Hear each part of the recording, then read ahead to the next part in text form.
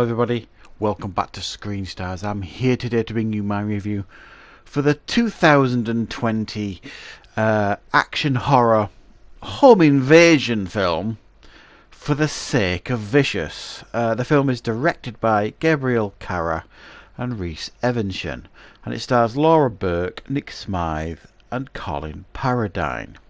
Now this film was recommended to me by someone in the comments. Sorry, the name escapes me. Please remind me in the comments if it was you. And sometimes it's really helpful to me doing a channel if I do get recommendations of films to watch, because generally speaking, I get sent screeners to review. Yes, but sometimes I'll just pick a new release on Amazon Prime or Netflix or whatever, and think, well, that looks interesting. I'll review that one and see how it does on the channel. But sometimes it is really helpful. If there's a film you're really interested in, guys, and you want me to review it, or you've watched a film and you want to hear my opinion on it, fire it in the comments, because I'll tell you what, guys, oh boy, what a film this one was. It was very entertaining. And essentially this film focuses on a nurse played by Laura Burke, who returns home after a shift and finds in her kitchen, I think it is, there is a guy tied up and battered and bruised and being held hostage by a guy called Chris, who is accusing this man of being the person who raped his daughter some years previously, I think it is. And the connection the nurse has is that she treated his daughter in hospital after this alleged rape by this guy. So you can imagine, he's got this guy tied up. He's convinced this is the guy that raped his daughter. However, this guy proved his innocence in a court of law, but the guy just will not accept it. So you've got this first half of the film which is kind of like this back and forth between these three characters. And then the second part of the film, and I don't want to spoil it, essentially becomes like a home invasion film. And it takes on a whole new identity, really, to some degree, this film. Right, so that's the plot here that we've got here with this film. What are my thoughts here on For the Sake of Vicious? Well, wow, I really enjoyed this film. It's not for the faint-hearted. It is ultra-violent. The scenes of torture and scenes of up-close violence that are amongst the most brutal I have seen for quite a while, and this film is easily the most violent film I've seen this year so far. Now, that might not be a mantle that many of you hold in high esteem, you know, just because the film's violent does make it good. Absolutely, I agree completely.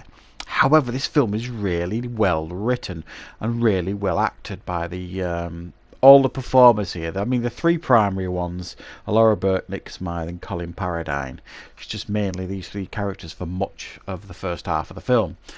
And this back and forth between them. He, insisting that this guy raped the daughter, the guy putting up his defence, and her like piggy in the middle almost. And it was very interesting, intriguing to watch. I'm wondering where it's going to go. And then, like I said, the second half is like a power play by the people connected to the guy tied to the chair, and it becomes this home invasion film that, wow, talk about fight for survival. Fantastic stuff to watch, really. You know, there's literal scraping and fighting to live by everyone, really, not just these three in this home, but to some degree the people doing the home invading as well. You see the sheer panic, fear and exhaustion displayed here. I mean, this is not glamorized in any way, and it kind of shows you how difficult it would be physically to cope in a situation like this. You would be exhausted. And it's frustrating to watch as well, because he's got this gun, Chris, and he uses it sometimes pretty poorly, but sometimes fairly effectively. But he keeps dropping it, you know what I mean, when he gets into scuffles and things, and it gets very frustrating to watch. But it just adds to the tension and the edge of the seat stuff, and it also mirrors reality. Do you know what I mean? In a situation like that, you know, you're not really trained to use these weapons and things, and you wouldn't be a particularly good aim.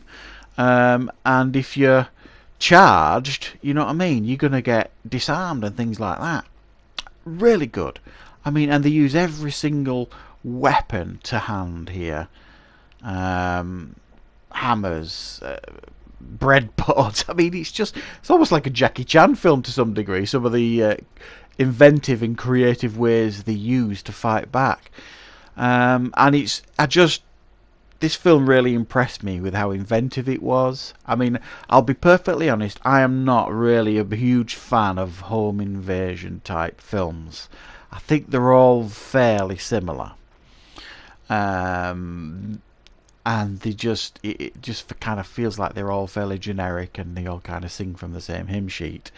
This one really stood out for me because of its brutality, yes, but also because of the scenario. It's almost like an ultra-violent stage play, because you've just got these three actors initially, and then you've got these masked assailants descending upon the house for the second half. And it was like a ballet of violence. It was so chaotically choreographed, if that makes sense. It comes across as really chaotic, but I'm sure it was highly choreographed as well.